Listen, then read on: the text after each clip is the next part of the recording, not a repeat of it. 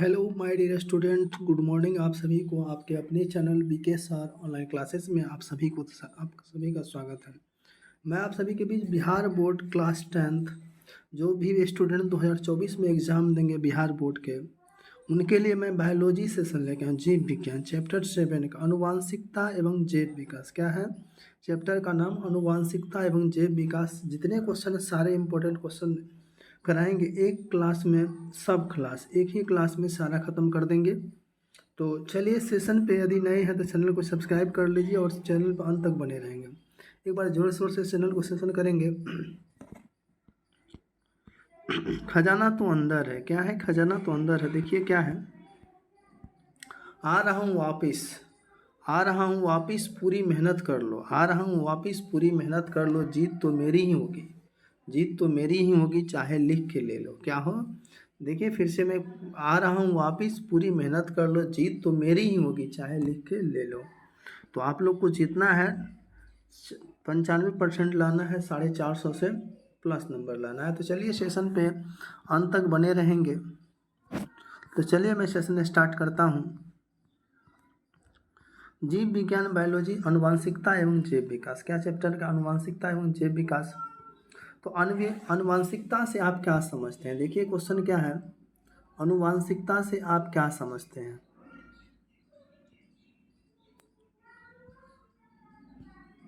तो देखिए अनुवांशिकता लक्षणों का एक पीढ़ी, अनुवांशिकता लक्षणों का एक पीढ़ी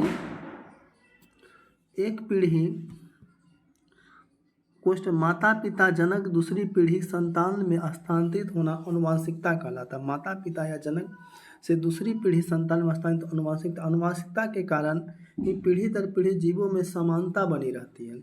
अनुवांशिकता की खोज ग्रेगरी जॉन मेंडल ने 1866 ईस्वी में किया था। कितना ईस्वी में किया था? ग्रेगरी जॉन ने 1866। अनुवांशिकता लक्षणों का एक पीढ़ी है जो माता पिता या जनक से दूसरी पीढ़ी संतान में स्थानांतरित होना अनुवांशिकता के कारण ही पीढ़ी दर पीढ़ी जीवों में समानता बनी रहती है। अनुवांशिकता की खोज ग्रेगरी जॉन मेंडल ने 1866 में किया था। कितना ईस्वी में किया था? 1866 ईस्वी में। नेक्स्ट देखिए क्या है अनुवांशिकता में। देखिए क्या है, ये लड़की हो गया, ये बकरा हो गया, ये बाघ हो गया। इसके बारे में तो आपको पता ही नहीं, प्रियंका चोपड़ा हो गया। तो अनुवांशिकता एवं पैतृक गुण किसे कहते हैं? अनुवांशिकता में पैतृक गुण क्या कहते हैं? तो वैसे गुण जो बच्चे में उनके माता पिता से आता है उसे अनुवांशिकता गुण कहते हैं। वैसे गुण जो बच्चे में उनके माता पिता से उन्हें अनुवांशिकता गुण कहते हैं। जैसे लंबाई, हाथ पैर का आकार, आँख, रंग इत्यादि, ये अनुवांशिकता गुण है। मोटा और छोटा, मोटा और छोटा, मोटी, देखिए ये सारा कुछ है। तो किसके कारण होता है? तो अनुवांशिकता गुण वैसे गुण जो बच्चे और में उनके माता पिता से आते हैं उन्हें अनुवांशिकता गुण कहते हैं। अनुवांशिकता या जेनेटिक्स से आप क्या समझते हैं? जीव विज्ञान की जिस शाखा में अनुवांशिकता या विभिन्नता को पढ़ा जाता है उसे अनुवांशिक कहते हैं। जीव विज्ञान में की जिस शाखा में अनुवांशिकता और विभिन्नता को पढ़ा जाता है उसे अनुवांशिक की भी कहते हैं। नेक्स्ट क्वेश्चन देखेंगे। नेक्स्ट क्वेश्चन क्या है, इसका नोट्स देखिए, नोट्स इसको लिख लेंगे।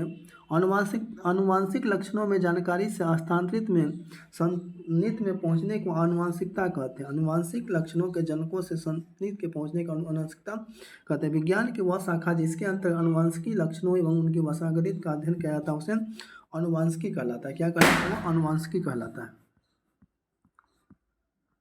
विभिन्नता से आप क्या समझते हैं? तो विभिन्नता जीव के ऐसे गुण हैं जो अपने जनकों अथवा उस समुदाय के अन्य जीवों से उसी गुण के आधार पर अलग हो जाना ही विभिन्नता कहलाता है। क्या कहलाता है? विभिन्नता जीव के ऐसे गुण जो अपने जनकों अथवा उस समुदाय के अन्य जीवों में उसी गुण के आधार पर अलग हो जाते हैं, विभिन्नता कहलाते हैं। विभिन्नता जीव के विकास के लिए आवश्यक होता है। विभिन्नता समानता लैंगिक जनन से में उत्पन्न संतान में ही स्पष्ट दिख जाती है। लैंगिक जनन से उत्पन्न संतान में स्पष्ट दिख जाती है। मादा नर, लड़का लड़की। तो ये देखिए मोटा, और ये देखिए, तो ये किस में होता है? तो विभिन्नता से आप क्या, विभिन्नता से देखिए क्या हो जाता है। तो ये सारा कुछ है। तो विभिन्नता विभिन्नता दो जनिक जनिक विभिन्नता जनन विभिन्नता कोशिका में होने वाले परिवर्तन के कारण होने वाली विभिन्नता जनिक विभिन्नता या आनुवंशिक विभिन्नता कहलाती है। ऐसी विभिन्नता एक पीढ़ी से दूसरी पीढ़ी में अनुसंगत होती है। यदि काला हो तो बच्चा भी आपका ब्लैक ही आएंगे, ठीक है। तो देखिए वो क्या होता है, आनुवंशिक वंशानुगत होती है। ये सब क्या होता है, वंशानुगत। देखिए कायिक विभिन्नता वैसी विभिन्नता जो गुणसूत्र के गुणों में विभिन्नता के कारण उत्पन्न नहीं होती, बल्कि अन्य कई कारणों जैसे जलवायु या वातावरण का अभाव, उपलब्ध भोजन के प्रकार, अनुपस्थित जीवों के साथ परस्पर विवाद आदि के कारण उत्पन्न हो, उसे कायिक विभिन्नता या उपार्जित विभिन्नता कहते हैं। वैसी विभिन्नताएं जो गुणसूत्र के गुणों में विभिन्नता के कारण उत्पन्न नहीं होती, बल्कि अन्य कई कारणों जैसे जलवायु, वातावरण का प्रभाव, उपलब्ध भोजन के प्रकार, अन्य उपस्थित जीवों के साथ परस्पर व्यवहार आदि के कारण उत्पन्न हो, इसे कायिक विभिन्नता या उपार्जित विभिन्नता कहते हैं। जीन स्वरूप या जीनोटाइप क्या है? तो किसी जीव की जीनी संरचना एवं जीव का जीनोरूप या जीनोटाइप कहलाता है। जीनोरूप के कारण ही शारीरिक गठन, लंबाई, त्वचा, आँख एवं बालों का रंग इत्यादि का निर्धारित होना होता है। किसी जीव की जीनी संरचना एवं उस जीव को जीन रूप या जीनोटाइप कहलाता है। जीन रूप के कारण ही शारीरिक गठन, लंबाई, त्वचा, आँख एवं बालों का रंग इत्यादि का निर्धारण होता है। लक्षण प्रारूप में या फेनोटाइप क्या है? लक्षण प्रारूप या फेनोटाइप क्या है? किसी जीव का दूर से स्पष्ट दिख जाने वाला लक्षण प्रारूप या फेनोटाइप कहलाता है। जैसे रंग से काला होना, मोटा होना, बाल घुंघरेला होना इत्यादि। ये क्या होता है? लक्षण टाइप, फेनोटाइप होता है। मेंडल का आनुवांशिक ने गेगन जॉन मेंडल का जन्म 1822 ईस्वी में हुआ था, मृत्यु 1884 में हुआ था। जॉन मेंडल ऑस्ट्रेलिया देश के ब्रून नामक संस्था में ईसाइयों का एक मठ के पादरी थे। गेगर जॉन मेंडल ऑस्ट्रेलिया के देश के ब्रून नामक संस्था में ईसाइयों के एक मठ के पादरी थे। इन्होंने अपने विज्ञान नींव डाली, जिसके लिए उन्होंने आनुवांशिक खोजों से आधुनिक आनुवांशिक का पिता कहा। मटर के पौधों पर किए गए अपने प्रयोग में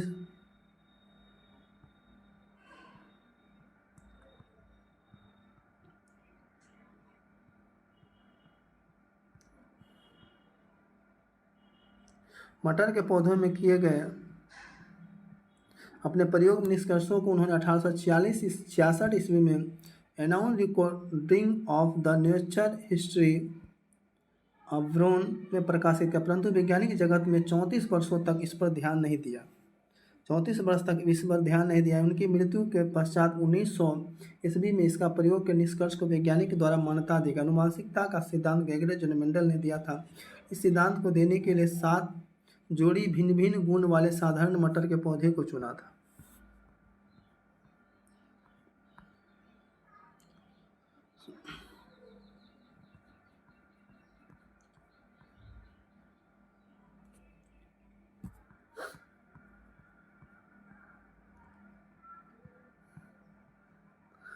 मेंडल ने मटर के पौधे पर पहली बार आनुवंशिकता का प्रयोग किया था। मेंडल को आनुवंशिकी का पिता भी कहा जाता है। मेंडल द्वारा किए गए प्रयोग की मान्यता 34 साल बाद 1900 ईस्वी में वैज्ञानिक द्वारा दिया गया था। एक बार सेशन को शेयर करेंगे। लामार्कवाद क्या है? लामार्कवाद फ्रांसीसी प्रकृति वैज्ञानिक लामार्क ने उपार्जित लक्षणों के गुणों में संदर्भ एक विचार प्रस्तुत। इस धारणा के में लामार्क ने कहा कि उपार्जित लक्षण वंशानुगत होते हैं जो एक पीढ़ी से दूसरी पीढ़ी में जाते हैं।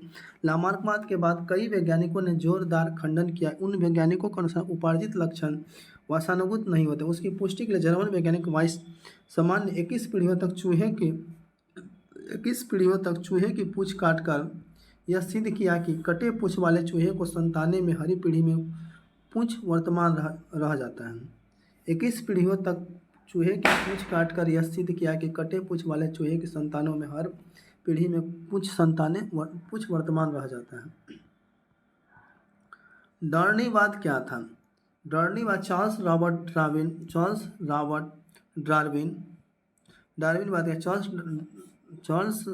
डार्विन 1809 से 1882 प्रसिद्ध अंग्रेज वैज्ञानिक डार्विन ने जैव विकास संबंधी एक सिद्धांत का प्रतिपादन किया, जिसने डार्विनवाद या प्राकृतिक चुनाव द्वारा प्राणियों का विकास के नाम से जाना जाता है। इसके अलावा दुनिया में किसी भी जीव की दो प्रजाति पाई जाती है, जिसमें पहले आकार में प्राणों अयोग होते हैं जबकि दूसरे प्रकार के प्राणी योग होते हैं। अयोग वाले गुण वाले जीव नष्ट हो जाए जबकि योग गुण वाले जीव जीवित रह जाते हैं, अर्थात प्रकृति अयोग एवं प्रतिकूल विभिन्नता वाले जीवों को नष्ट कर देती है।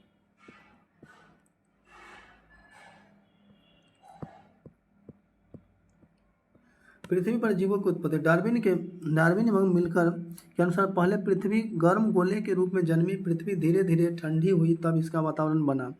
वातावरण में उपस्थित तत्वों के संयोग से मानव सरल यौगिक उनके जटिल यौगिक बने। इस यौगिक में जीवन के आधार पर अणु जैसे जल, अमीनो अम्ल, नाभिकीय अम्ल आदि भी थे। इस अणु को के घनीभूत होने पर आकस्मिक रूप से प्रथम जीव की उत्पत्ति। इस समय प्रथम जीव ने ही जैव विकास की प्रक्रिया द्वारा मानव सहित सभी जीवों को जन्म दिया। आनुवंशिकता एवं जैव प्रक्रम। चिंपांजी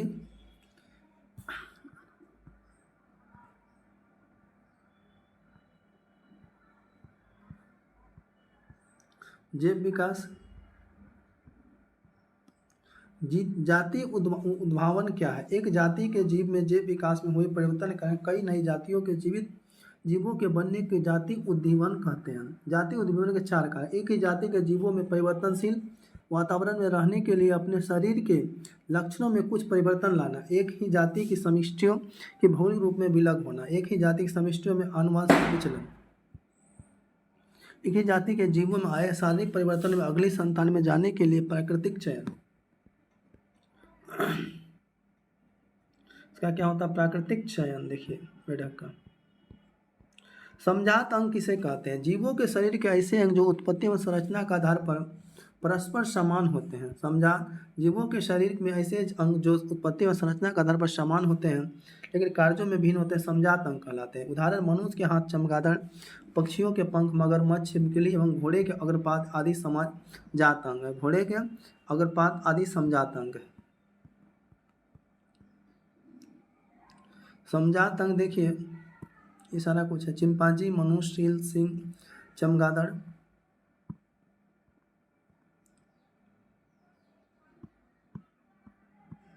असमजात एवं समृद्धि अंग किसे कहते हैं? प्राणियों के शरीर में ऐसे अंग प्राणियों के शरीर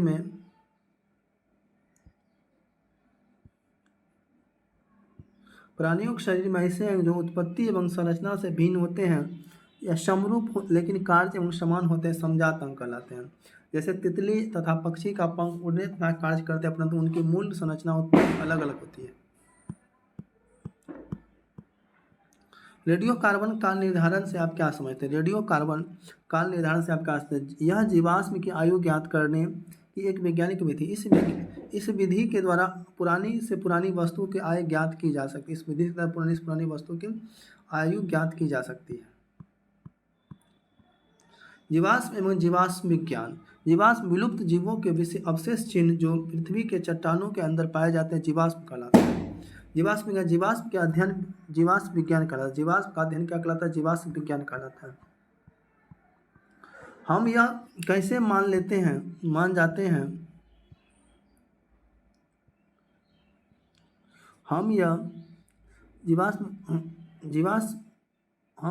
हम पृथ्वी के देखिए जीवाश्म कितने प्रकार का आकलन करके दो विधि है। सापेक्ष विधि। हम यह कैसे मानते हैं जीवाश्म कितने प्रकार? जीवाश्म दो प्रकार के होते हैं। सापेक्ष विधि जीवाश्म जिन्हें हम पृथ्वी के सतह से सभी प्रति स्तरों में पाते हैं अधिक नहीं होती है। जीवाश्म जो गहरे पाए जाते हैं पुराने या प्राचीन होते हैं। एक जीवाश्म की आयु ज्ञात करने का एक वैज्ञानिक रेडियो कार्बन काल निर्धारण है जो जीवाश्म की आयु का गणना समस्थानिक अनुपात के अध्ययन के द्वारा भी किया जा सकती है। जीवाश्म क्या है? तो जैव विकास प्रक्रम के विषय में क्या बतलाता है? तो विलुप्त जीवों के अवशेष चिन्ह जो पृथ्वी के चट्टानों में पाए जाते जीवाश्म कहलाते हैं। जीवाश्म के अध्ययन से जैव विकास के बारे में जानकारी मिलती। उदाहरण स्वरूप आर्कियोपेक्टस नामक जीवाश्म से इस बात की पुष्टि होती है कि रेप्टिलिया, सरीसृप तथा एविज का विकास एक ही पूर्वज से हुआ है। आर्कियोपेक्टस नामक जीवाश्म के पक्षियों के समान पंख होते हैं, दांत और पूंछ सरीसृप के समान होते हैं। इसीलिए ये सरीसृप और पक्षियों के बीच एक संयोजित कड़ी है जो इस बात का संकेत करता है पक्षियों का विकास सरीसृप से हुआ है। आयु देखिए कैसे निर्धारण किया जाता है। कार्बन डेट दक्षिण अफ्रीका। मानव ने लिंग निर्धारण को समझाया। तो मानव में 23 जोड़े गुणसूत्र होते हैं। कितने जोड़े होते हैं? 23 जोड़े गुणसूत्र होते हैं, जिसमें क्रोमोसोम कहते हैं